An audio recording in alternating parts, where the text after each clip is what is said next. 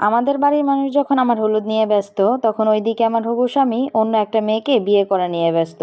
আর এই কথাটা যখন আমি বিয়ের পরদিনই জানতে পারি, তখন আমার অবস্থাটা কী ছিল সেটা শুধু আমিই বলতে পারি। সদ্য বিয়ে করা নতুন বউ আমি। কিভাবেই বা কারো কাছে বলবো বিয়ের আগের দিনেই আমার স্বামী আরেকটা বিয়ে করে বসে আছে।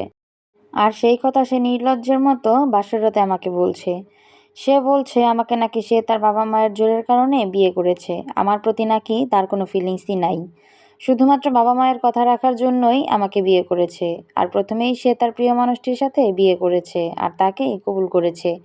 আমাকে বিয়ে করার আগের দিনেই সে তার প্রিয় মানুষটিকে বিয়ে করে নিয়েছে। তখন আমি আর কিই বা বলবো? তার মুখের দিকে তাকিয়ে শুধু হাঁ করেছিলাম। ৭ ভাইয়ের একমাত্র বোন আমি। কোনো কিছুর অভাব আমার কোনোদিন পেতে হয় নাই।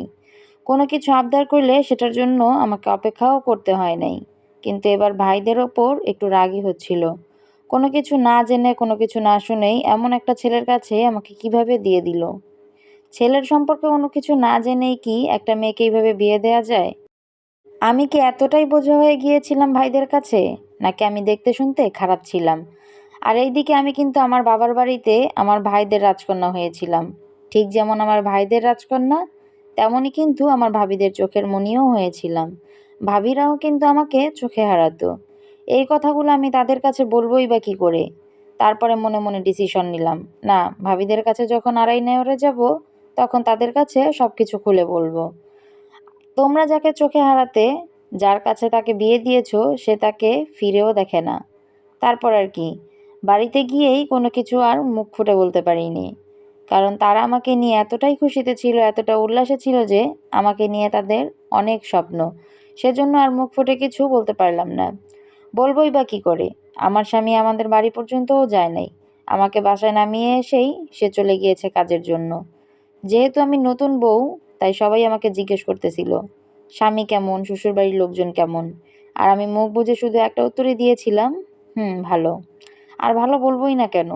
আমার শ্বশুর-শাশুড়ি সবাই অনেক বেশি ভালো ছিল। তারা সবাই আমাকে অনেক পছন্দ করে। তাদের ছেলের জন্য নিয়ে গিয়েছে।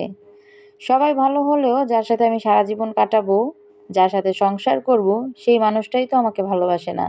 সেই মানুষটাই তো আমাকে পছন্দ করে না। যার জন্য আমি কোনোদিন কোনো রিলেশন পর্যন্তও করিনি, যার জন্য কোনো প্রেমও করিনি। ভেবেছিলাম বিয়ের পরে স্বামীর সাথে প্রেম করব। তারই নাকি আরও একটা ভালোবাসার মানুষ আছে। হায় কপাল! সেই মেয়েটার প্রতি আমার অনেকটা হিংসা ছিল। কারণ আমার মনে হতো সে না জানি কতই সুন্দর। যার কারণে সে আমার প্রেমে না পড়ে আরেকটা মেয়ের প্রেমে পড়ে বিয়ের আগের দিনেই তাকে বিয়ে করে নিয়ে আসে। এভাবেই দেখতে দেখতে সংসার জীবনের ১-১.৫ মাস কেটে গেল। একই ঘরে থেকেছি, কিন্তু দুজনেই অপরিচিত, অজানা একজন মানুষের মতো থেকেছি। সেও আমাকে কোনো কিছুতে বাধা দিত না, আর আমিও তাকে কোনো কিছু জিজ্ঞেস করতাম না। আমি তো একদিন সাহস করে আমার শাশুড়ি মায়ের মাথায় তেল দিতে দিতে তাকে জিজ্ঞেস করেই ফেললাম, মা, আপনার ছেলের কি কোনো মনের মানুষ ছিল? আমার কথাটা শুনে সে একদম চুপ হয়ে গেল। তখন আমার দিকে ঘুরে সে বলল, হ্যাঁ ছিল, কিন্তু এখন আর নেই। এই কারণেই তো তোমাকে বিয়ে করে এনে দিয়েছি। তখন আমি মনে মনে বলছিলাম, মা, আপনি হয়তোবা জানেন না, আপনার ছেলের সেই মনের মানুষ, সেই ভালোবাসার মানুষকে আমার আগেই সে বিয়ে করে নিয়েছে। আর সে আলাদা বাড়িতেও তাকে রেখেছে। আর এই সম্পূর্ণ কথাটাই আমি মনে মনে বলছিলাম, কারণ আমার শাশুড়ি ছিল স্ট্রোকের রোগী। যার কারণে আমি আর তাকে মুখ ফুটে কিছু বলতে পারিনি। আর এজন্যই তো তার ছেলে আমাকে বাধ্য হয়ে বিয়ে করেছে। আমার বড় ভাই যখন আমাকে তার ছবি দেখায়, আমি এক দেখাতেই তখন হ্যাঁ বলে দিয়েছিলাম। কারণ মাশাআল্লাহ সে দেখতে খুব সুন্দর ছিল।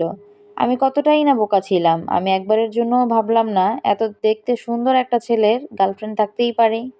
আমি সবাইকেই নিজের মতো বোকা ভেবেছিলাম। তারপর এখন বিয়ে করে নিজেই ফেঁসে গিয়েছি। দেখতে দেখতে আরো ৩টা মাস কেটে যায়। একদিন ড্রয়িং রুমে অনেক চিল্লাচিল্লির আওয়াজ আসলো। তখন আমি গিয়ে দেখি আমার শ্বশুর তার ছেলেকে অনেক বকাঝকা করছে। কারণ সে অকারণেই ব্যাংক ব্যালেন্স ফাঁকা করে দিচ্ছিল। তখন আমার শাশুড়ি বলল, অকারণে কেন ব্যাংক ব্যালেন্স ফাঁকা করবে? বিয়ে করেছে, বউ আছে, বউয়েরও তো প্রয়োজনীয় জিনিস লাগতে পারে, তাই না? সেগুলো আনার জন্যই হয়তোবা খরচ করেছে। এই কথা শুনে আমি আমার স্বামীর মুখের দিকে আর চোখে তাকিয়ে রইলাম, আর সেও মাথা নিচু করে তাকিয়ে আছে আমার দিকে। আমার শ্বশুর তখন বলতেছে, বউয়ের কী পরিমাণ চাহিদা সে পূরণ করে সেটা তো আমরা দেখতেই পাই। কারণ বউ তো আর আলাদা থাকে না, আমাদের সাথেই থাকে। আমি খুব আশা করেছিলাম যে সে হয়তোবা এবার বলবে আমি ওর পিছনে টাকা খরচ করি না। আমি টাকা খরচ করি আমার বড় বউয়ের পেছনে, কারণ সে আমাকে কোনো দিন একটা কাচের চুড়িও এনে দেয়নি। কারণ সে এতটাই স্বার্থপর ছিল যে আমার শ্বশুরকে বোঝাতে বাধ্য করেছে যে সে সব টাকা আমার পেছনেই খরচ করে। যেহেতু আমি ৭ ভাইয়ের ১ বোন ছিলাম আর অনেকটা আদরের, যার কারণে আমার কখনো কারো কাছে টাকা পয়সার জন্য হাত পাততে হয়নি। আমার ভাইয়েরা সবসময় আমার ব্যাংকে টাকা পাঠিয়ে দিত। আমি নিজের খরচ নিজেই চালাতাম। আর আমার স্বামী সে তো কোনোদিন একটা কাচের চুড়িও এনে আমার হাতে দেয়নি। বলেওনি এটা তোমার জন্য এনেছি। অনেকদিন সহ্য করেছি, কিন্তু তারপরও কারো কাছে মুখ ফুটে কিছু বলিনি। কারণ তাকে আমি কখনো ছোট করতে চাইনি। কিন্তু আমি হয়তোবা আশা করেছিলাম যে সে হয়তোবা বলবে, যে মানুষগুলো আমার নামে ব্লেম দিতেছিল, সে মানুষগুলোকে হয়তো সে বলবে যে আমি টাকা পয়সা ওর পিছনে খরচ করিনি। তারপর আমি ভাবলাম যে এভাবে আর কতদিন? এভাবে তো আর থাকা যায় না। কি আর করার আছে? তখন আমি আমার ভাইদেরকে সবকিছু বলে দিলাম। আর ডিসিশন নিলাম তাকে আমি ডিভোর্স দিয়ে দিব। এতে সেও ভালো থাকবে আর আমিও ভালো থাকবো।